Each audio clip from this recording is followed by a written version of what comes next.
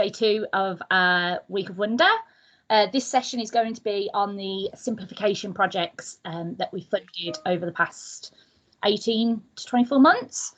So before we get started, I'm just going to run through some housekeeping rules. When not speaking, please ensure your camera is off and your microphone is muted to avoid background noise during the sessions. You'll be recording this session to share with all delegates afterwards, so please keep this in mind when posting in the chat. If for any reason your internet or laptop connection fails, please note down the dial-in details so you can call into the session. These can be found at the 3 dots at the top under meeting options, or will be posted in the chat function during the session for any thoughts, comments and questions, and we will respond at the end of the session if there is time. You can always use the raise hand function to ask your questions as well. It's just worth noting that one of the projects that we're going to be discussing today is pre-recorded.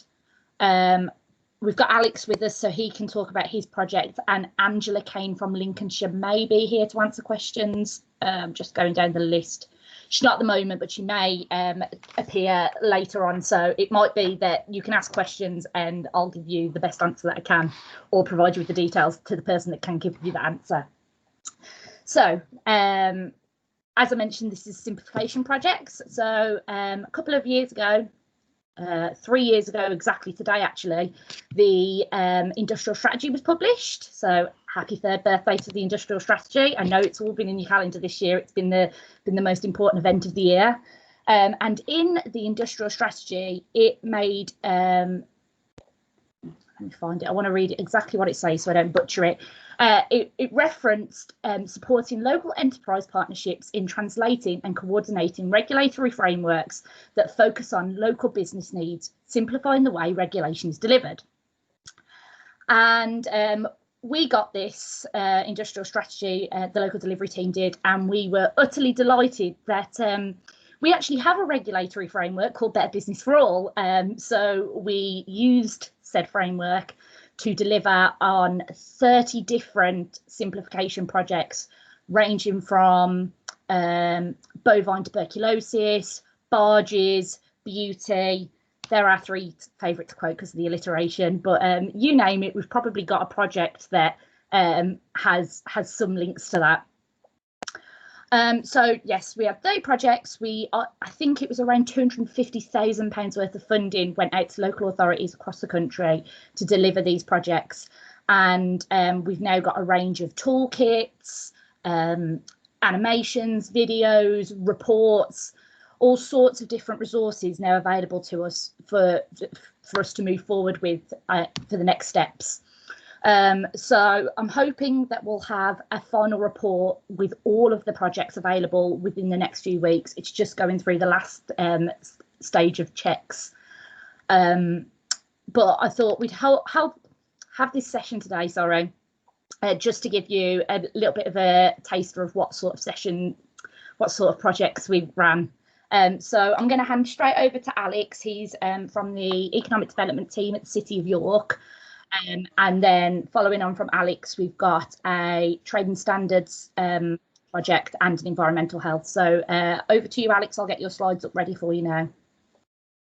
That's perfect. Thanks, Nicole. And thank you guys for having me today and allowing me to be able to speak about our project here in York.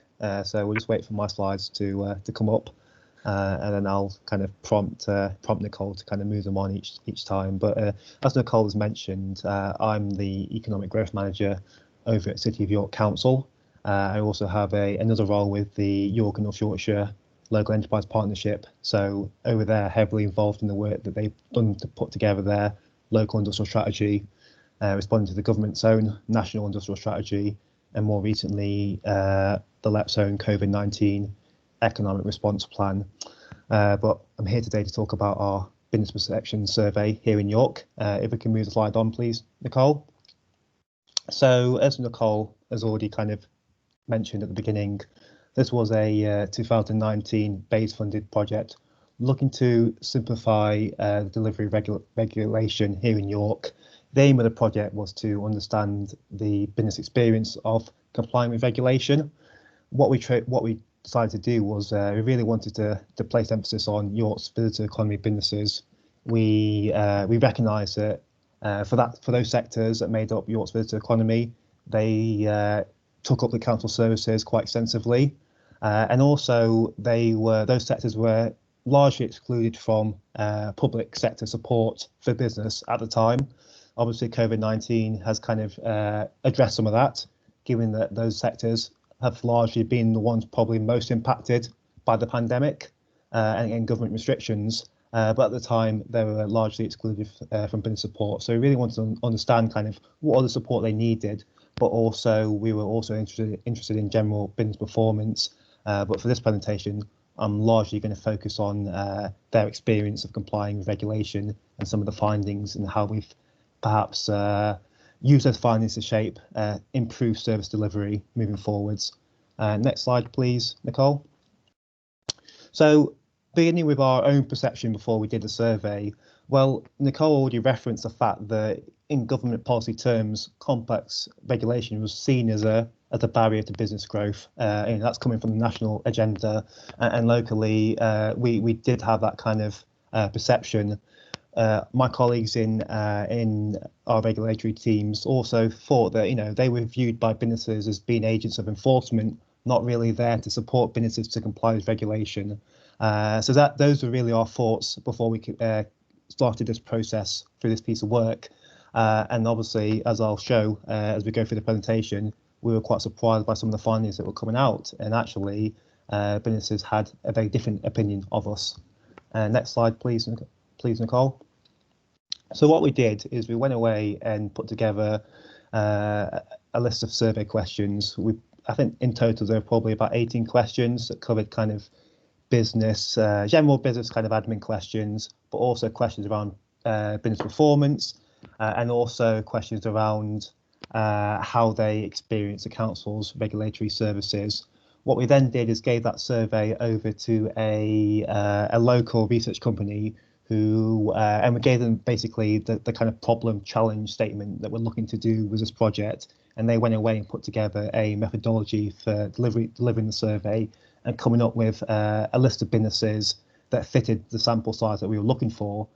So in total, they identified 480 businesses within York City Centre that kind of fitted with our criteria. And as part of that, they interviewed by phone 127. I've just got there 58% of businesses surveyed were micro businesses, and you can see at the bottom in that table the list of various sectors that made up the sample size here. So retail, accommodation and food, arts, entertainment and recreation, and other service activities. These were the kind of sectors that we were focusing on that we thought made up kind of York's visitor economy. And I also mentioned that we've largely focused the survey around the city centre of York. Obviously, with the project that we had, only had around 10k of funding associated with it. So to do a whole scale survey of York would have required quite a bit more funding. But obviously, there's quite a big sample size already in York City Centre. So therefore, we could nicely fit the project around the budget that was available. Next slide, please, Nicole. So going into some of the findings then. So in terms of business support and regulation, 3/4 of all businesses interviewed had sought information, support or advice in the last 12 months. And quite I guess for me, quite surprisingly, regulation was the most common area in which how it was sought. And that just shows how important that area is to businesses in these sectors. And online was the most used source for information for those businesses. Next slide, please, Nicole. What businesses also told us is, and perhaps maybe contradict some of the sentiments that we're hearing from government around complex regulation being barriers to growth. What businesses really said was that they do want that level playing field. They want to make sure that their competitors were also doing the right things just as they were. So they were saying that we should take formal enforcement action against those who flout the law or ignore advice.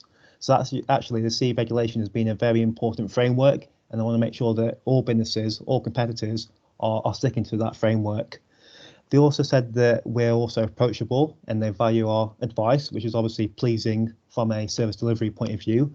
But in terms of things that we can improve on, they did say that being more proactive would improve how businesses perceive us.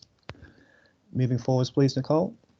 So this slide here provides you with a bit more kind of detail on some of the findings. So in terms of how businesses regard the council's regulatory services, you can see to the extent which they agreed with some of the statements we provided, and then also where they perhaps disagree. So you can see with the first four that we have a good reception with businesses. They feel that they can approach us without fear. The top line there, you see their advocacy for us to take a formal action where businesses have flouted the law or ignored advice. They know how to get in touch with us and receive further information, and they also, to a large extent, trust us.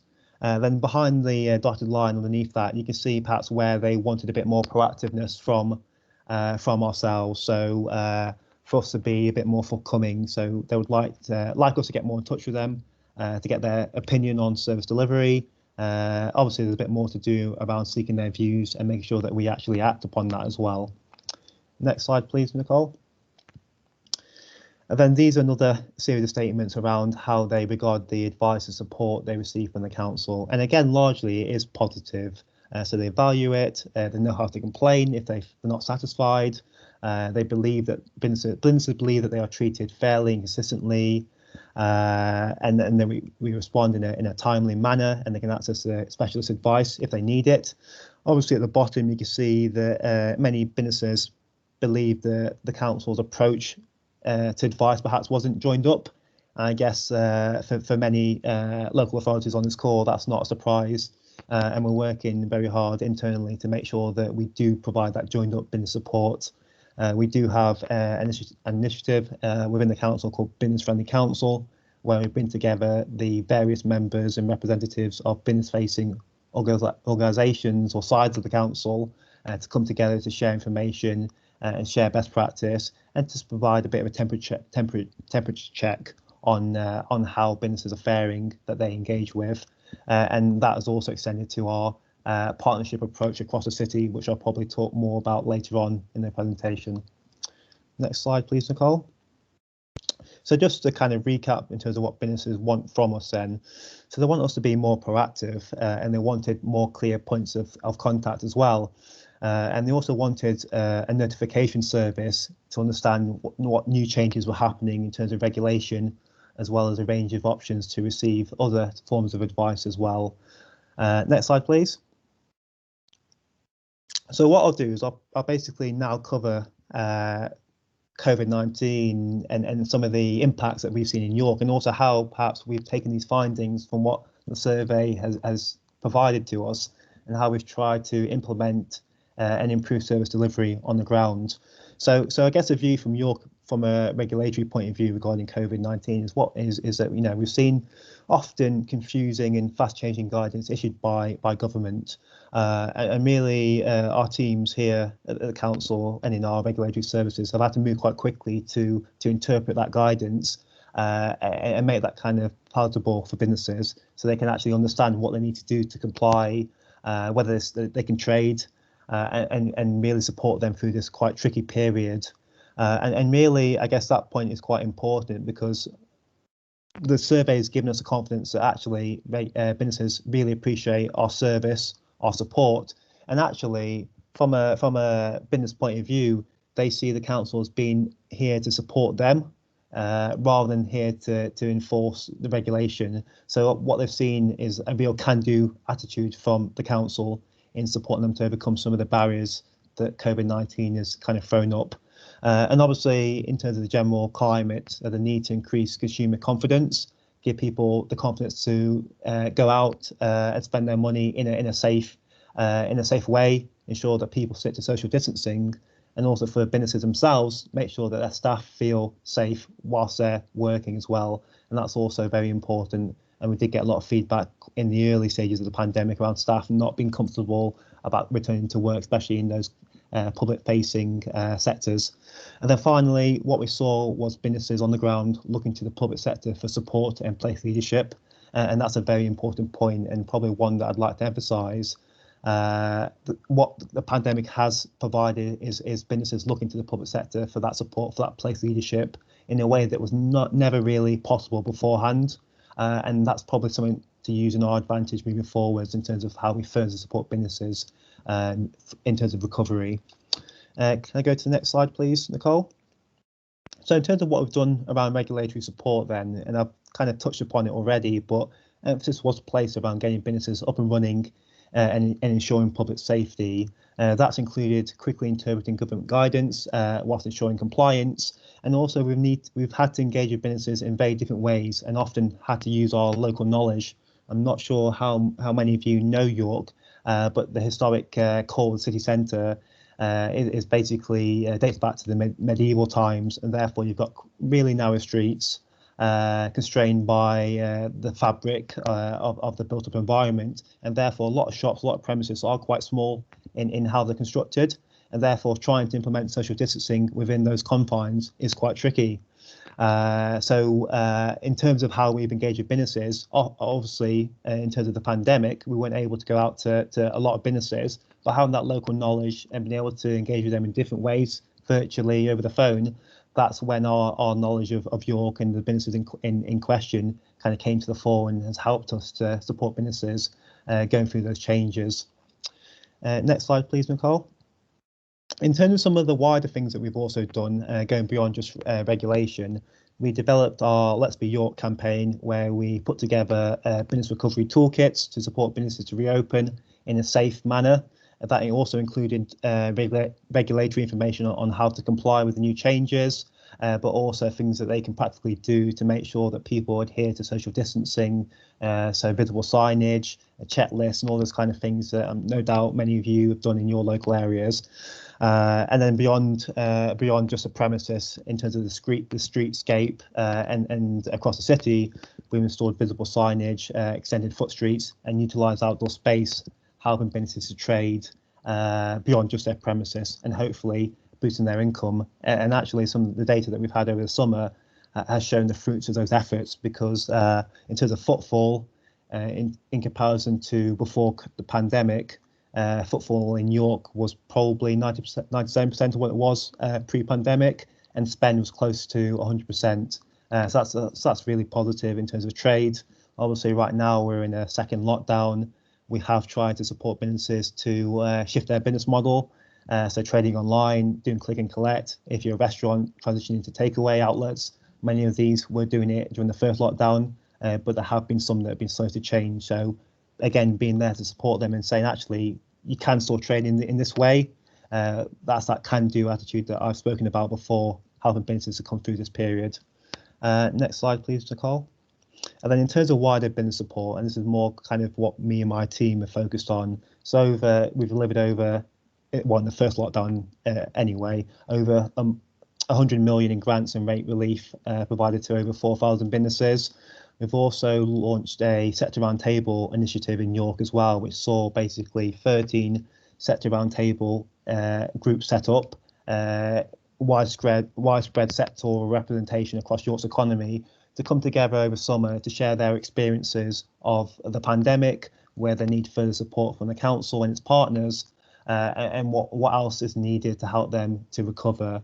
And what we did following that feedback was implement some of those recommendations in what we did around the city centre, lobby government for more business support, and really made business-led feedback placed at the heart of our recovery efforts. We've also got a weekly business e-bulletin, which provides updates to well over 1,000 businesses each week. And that also goes to our business networks as well. So in effect, over 3,000 businesses get that weekly e-bulletin update each week. And going back to what some of the feedback was from the survey, businesses wanted us to be a bit more proactive and to provide that notification service. Our e-bulletin goes some way to providing those things. And then finally, we also launched a tourism recovery marketing plan for the city centre, encouraging visitors and residents back into the city centre, making them feel that it was safe, and putting on some socially distanced events to support that. So we had the food festival running.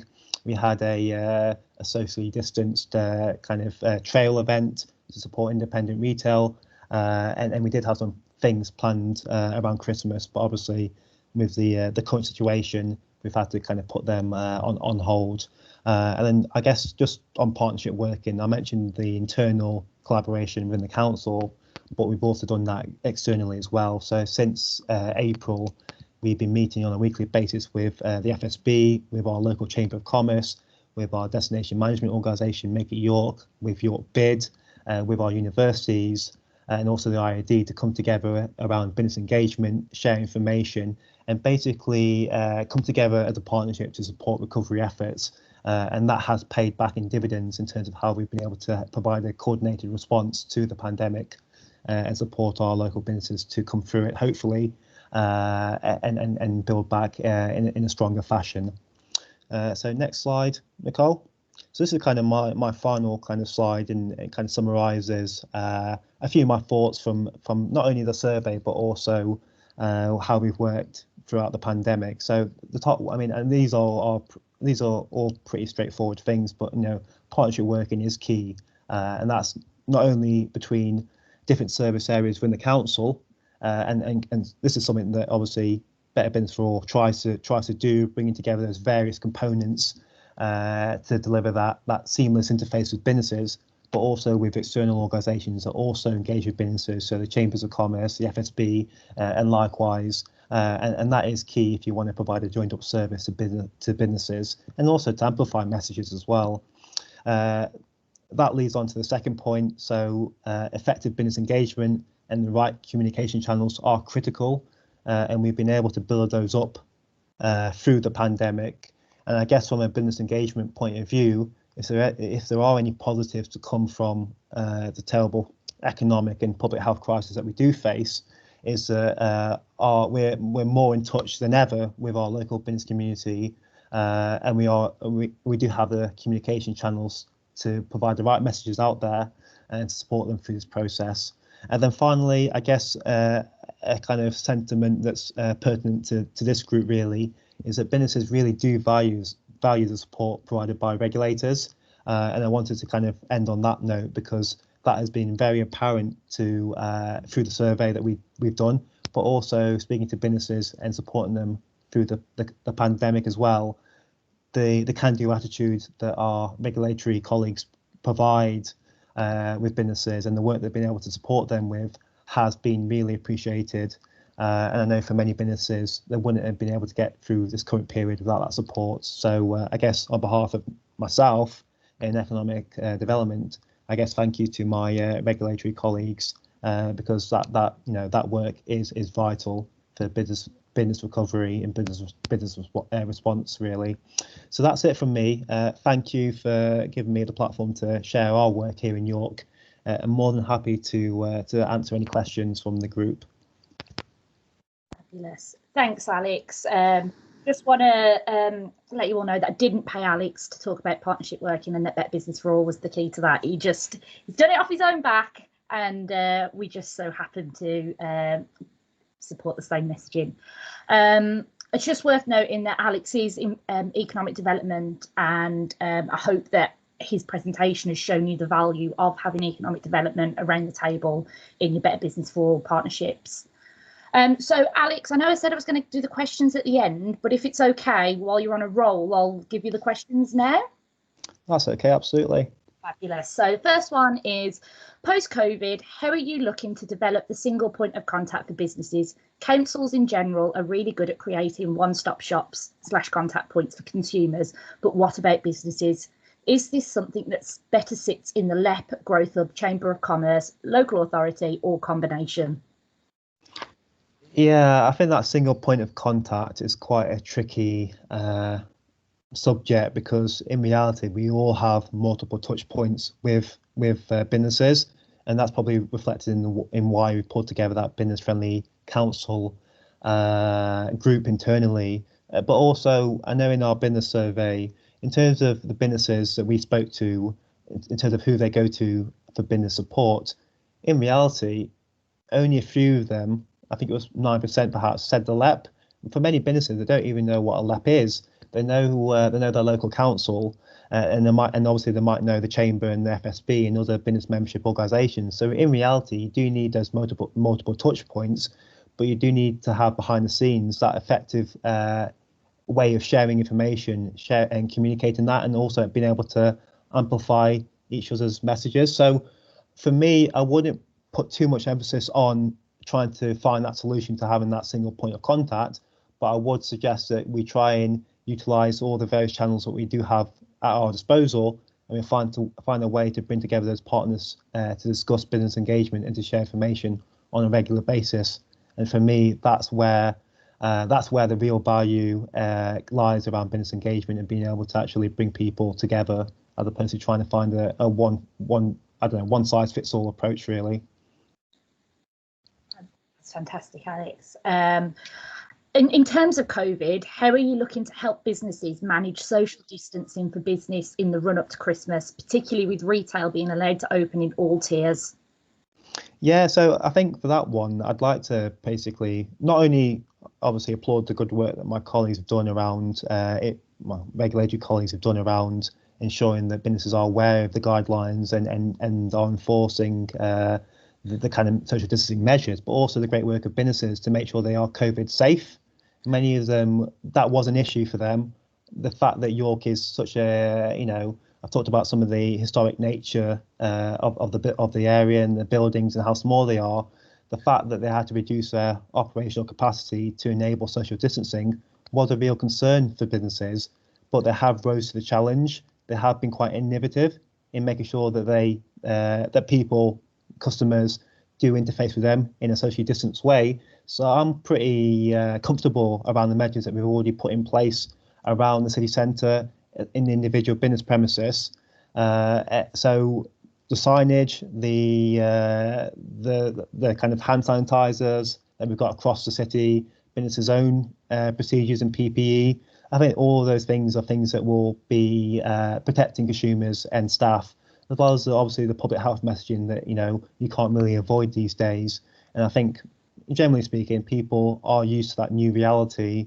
At the end of the day, it's people's lives on the line. So I think, especially in York, we've got a good rate of compliance. And finally, did you do any joint working with the fire service to ensure that COVID regulations did not impact on fire safety regulations? So I know my colleagues in the regulatory service are in regular contact with the fire service. So probably less of a question for me, but I know that those communication channels are open, and we do have another safety advisory group that meets within the council, and the various components and the various organisations are part of that as well. So those conversations happen on a daily, if not a weekly basis. Fantastic. Well, thanks, Alex. That was really interesting. I think you're sticking around till the end, so if there are any more questions while you're watching the next two projects, do feel free to pop them in the chat and we'll collar him again at the end. So next, I'm going to show you a presentation from Lincolnshire Trading Standards, and they did a project around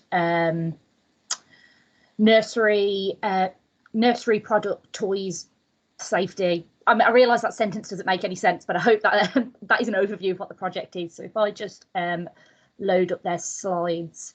Angela isn't here, unfortunately, but if you do have any questions, feel free to pop those in the chat and I can send them on to her. Sorry, let me just find it. I have got it open along with 30 other thousand things. Right, there we go. Oh, sorry, I forgot to enable the sound. You won't be able to hear it if I do that.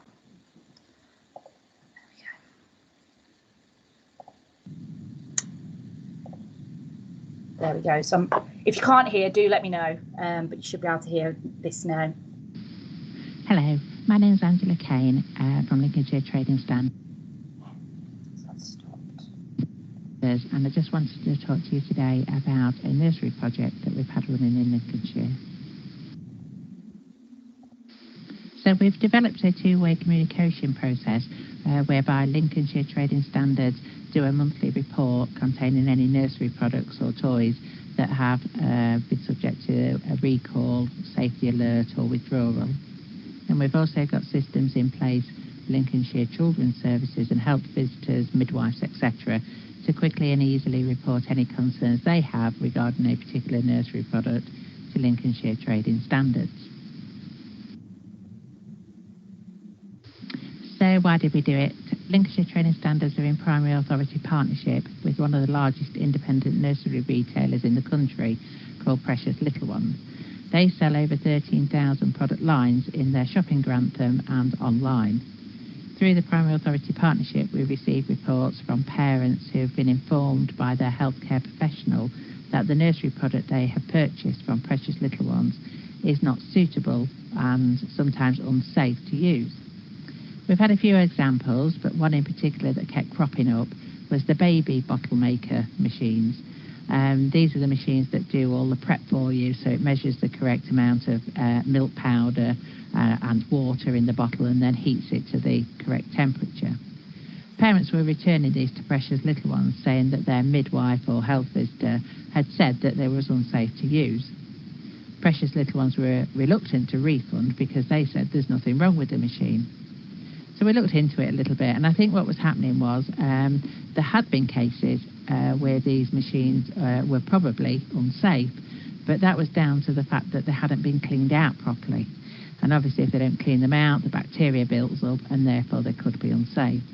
So the professionals, the healthcare professionals, don't really like the products because, you know, there's always that possibility there.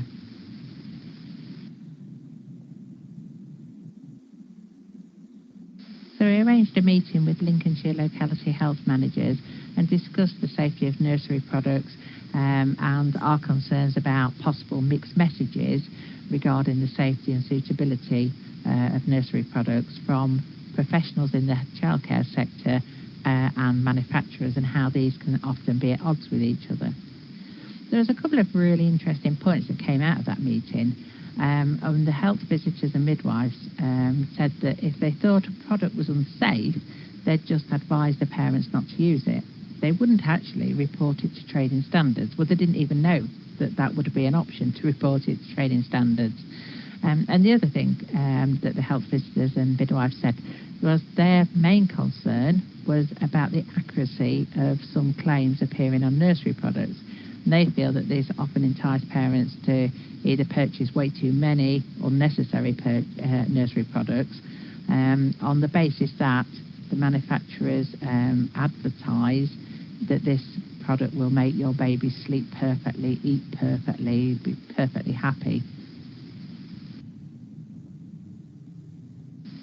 So we wanted to set up a system whereby all Lincolnshire maternity services and professionals within the childcare sector can quickly and easily report safety concerns regarding a particular nursery product to Lincolnshire Trading Standards. If so, then we can have a look at the product and assess it, and if necessary investigate and test it, get it tested. And we can also probably refer through to ops. So obviously midwives, childcare professionals are visiting new parents in their own homes, and they're best placed to identify any unsafe nursery products at a very early stage. So giving them this quick and easy way of reporting products is great, and it means that we can quickly assess the products. This referral system allows for timely investigations or testing of suspected unsafe nursery products to be carried out, followed by any corrective action if necessary. And it also helps raise awareness, consumer awareness and education. We've got some robust systems in place to ensure that only relevant, justified safety concerns are actioned, rather than those that could just be unfounded judgment and opinion. And then if we do have a look at the claims on nursery products and we think that it is misleading, we can also refer to ASA as well. So on the last day of each month, I go on to the CTSI website, the product recalls, and select all the nursery and toy items on there and put them onto a product recall notifications form, which I then send to the locality health managers in children's services at Lincolnshire County Council for distributing to all their staff and families and communities. The document is produced in both Word and JPEG formats to enable the information to get out there to as many families as possible, and also on as many platforms as possible. So the locality health managers then send the monthly product recall notifications in a newsletter to all the practitioners within their teams, and that's the NHS Lincolnshire, Children's Services, Early Health Teams, Social Care, Children's Centres, and midwifery better births.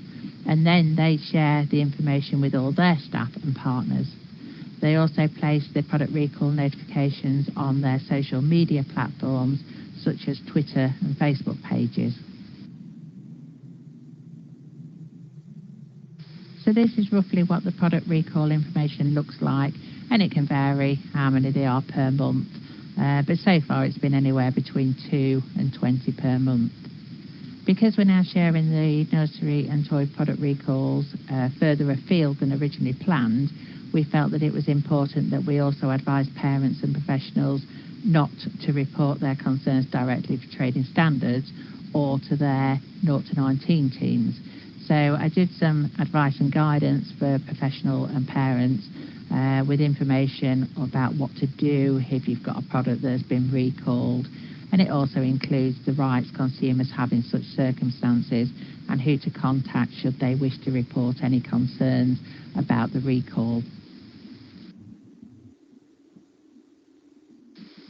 So this is the misleading product claims reporting form that the locality health managers have circulated to all the practitioners in their teams for them to report any concerns about claims being made on nursery products to trading standards for investigation. So if healthcare professionals are concerned about any product that has not been subject to a recall, then they can report it to trading standards using this product information gathering form. And I've devised some guidance notes and how to complete the form.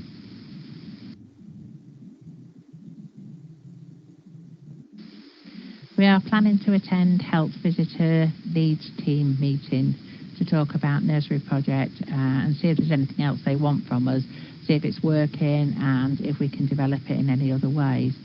We also had some engagement activities planned, and the intention there was to run these events during the school holidays. Lincolnshire Fire and Rescue had agreed to host the events in local fire stations across Lincolnshire, but unfortunately the COVID-19 crisis prevented these from going ahead. But hopefully we're going to look to hold these at a later date, hopefully in summer 2021, fingers crossed. We're also looking at doing some joint media work and campaigns to raise awareness of the serious safety implications of buying cheap imported nursery products. And we can also look to informing parents about the child safety symbols, homemade bling on children's clothing, counterfeit toys, that sort of thing. Just the usual thing really. But we think if we do a joint campaigns with Lincolnshire Trading Standards and the healthcare professionals, it'll really have some impact. And that's about it really. Just to say that we've had some really good feedback from healthcare providers and parents saying how grateful they were to have been alerted to the nursery product or toy which they have in their home and that's been subject to a recall. And their locality health managers said it's been a great experience and really increased their network across all of these services.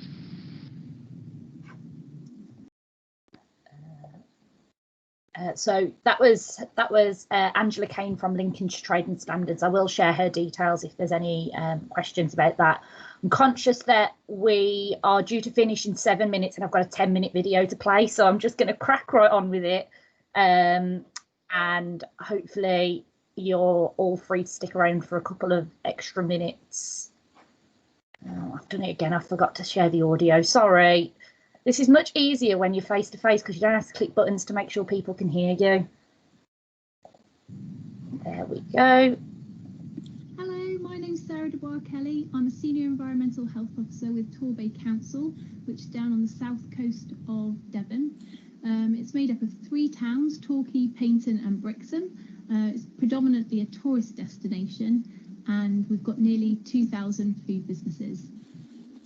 Back in 2018, we were successful with a bid that we'd put into OPSS under the banner of Simplifying Regulation. The project that we put forward was entitled Improving Ethnic Business Food Safety Compliance Through Community Engagement in Torbay. The businesses we wanted to focus our project on were Indian and Nepalese food businesses, and they're in a minority within Torbay. When we talk about food hygiene compliance, we're looking at the food hygiene rating scheme. So those businesses with a 0, 1 and 2 are considered non-compliant, and those with a 3, 4 and 5 are considered compliant. And what we were finding with Indian and Nepalese food businesses is many of them were always dipping in and out of compliance and finding it difficult to maintain their ratings. And also between 2018 and 2019, we had 3 quite high profile prosecutions of Indian food businesses. So that wasn't giving that food business sector a good reputation. When we put our bid into OPSS, we'd have to second guess what those businesses would want from us in order to help them achieve compliance. And it wasn't until we started the project that we realised actually we needed to speak to them to find out what could we do to help them to achieve compliance, but not just as a one-off, but in the long term. We decided to start the project with a community meeting, but we were wondering how to get the businesses there, and we realised we had a bit of an ace up our sleeve. In Torquay, there's a very successful business owner called Rian Udin. He runs his own Indian restaurant, very entrepreneurial, and we'd talked to him in passing, you know, when we were doing inspections, and he told us that he was running something called the Asian Restaurant Owners Network, or ARON, and this is a network for Asian restaurant owners within the UK, and he brings them together to share methodologies, share ideas, and ultimately to remove the tainted stereotype associated with Asian cuisine. So he really was the key to our success, I feel. So Rehan agreed to be the spokesperson for our project, and he said when we invited the businesses to the community meeting, make sure you're direct. He said phone them, email them, send them a letter, tell them exactly what they need to do and why they need to do it, and maybe offer them a free incentive.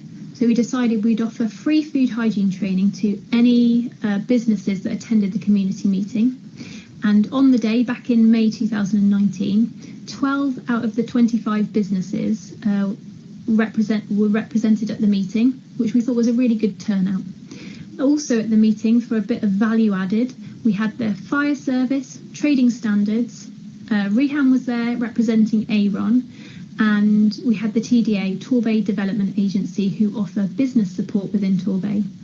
And once those presentations had been done by those partners, we went out into sit with the community and talk to them about what were their barriers to complying with food hygiene regulations, what could we do to help them, and how could our relationship be improved with them.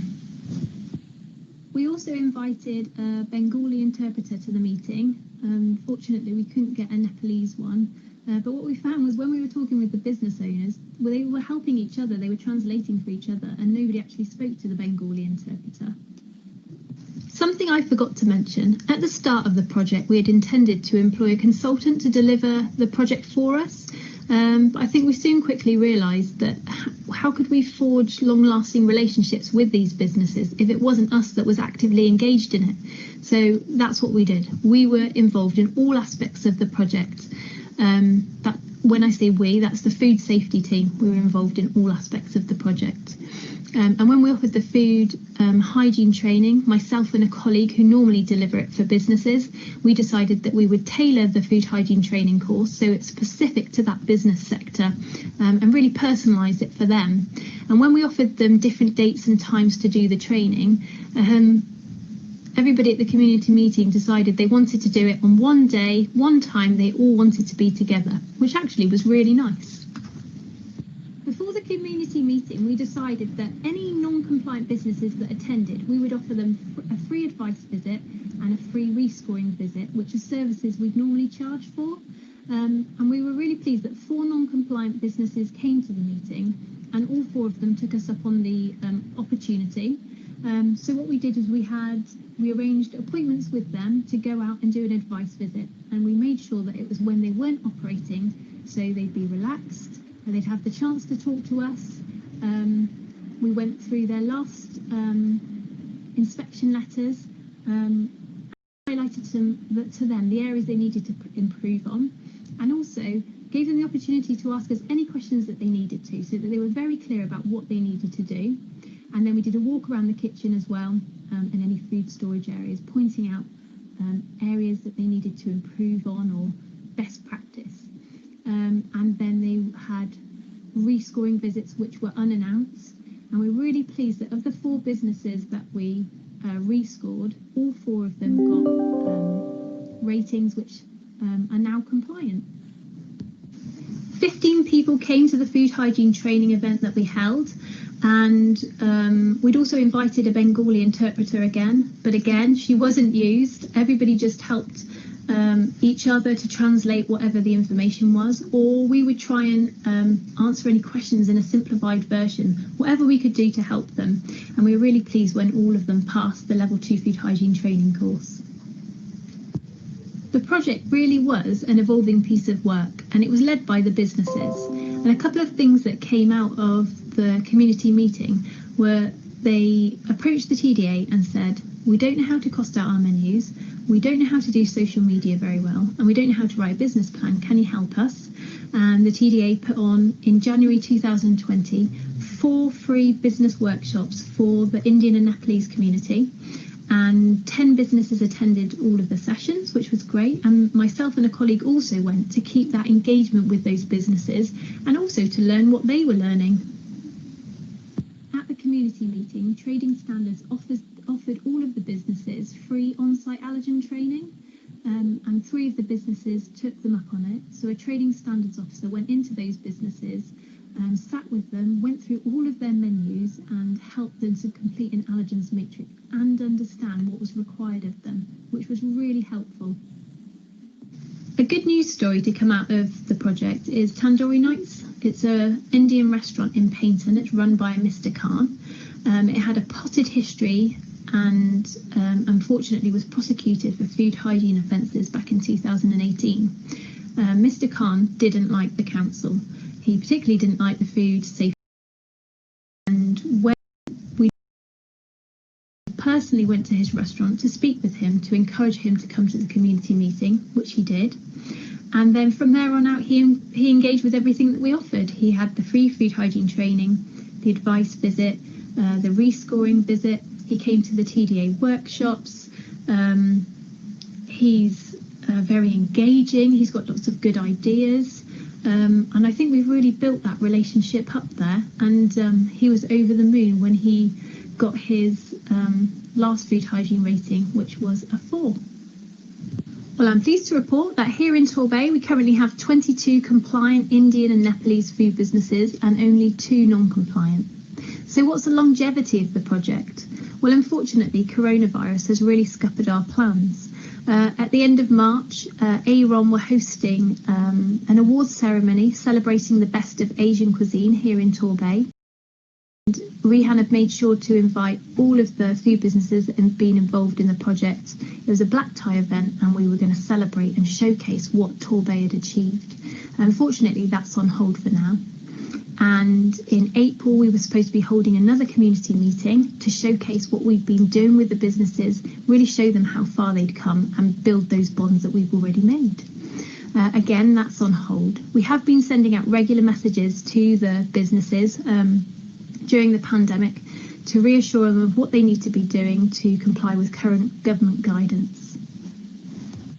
So what have we learned from this project? Well, the businesses definitely need an element of self-help. However, I think simply put, they want our time outside of an inspection regime where they can ask us questions, clarify information, and we have the time to explain things to them. I think that's definitely what Torbay has learnt from this. Thank you very much for listening. Thank you for your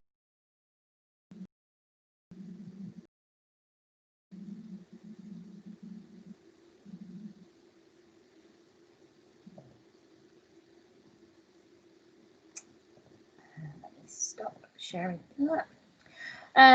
Sorry, we are running over a little bit, so I will quickly speed through what I've got to say. You may notice that there were 3 themes to those 3 projects. The York one has fed into our tourism work. We've got a BAME project going on behind the scenes and product safety. So if any of those projects have been of interest to you and you would like to be involved in those kind of areas, then please do get in touch, because we are doing a lot of work in those 3 sectors in the background. So I can see there's a few different comments in there. So what I'll do is I'll go through those. I'll send any that need to go to Angela, and same to Sarah, and I will get back to you as soon as I get any responses. But I'm just going to wrap up now. There is a report coming that will give you details on all of the projects that we funded. And as soon as we have that ready, I'll be sure to circulate that with you all as well. But I hope you all enjoyed this session, and we've got another session kicking off at 3:15. We've got a tourism one and a primary authority MOT. So if you're not signed up and you would like to sign up, please email us on localregulatory@bayes.gov.uk. I'm sure you've all heard that email address about 30,000 times over the past 2 days. But if that's all, I will see you all soon in person, hopefully. Goodbye.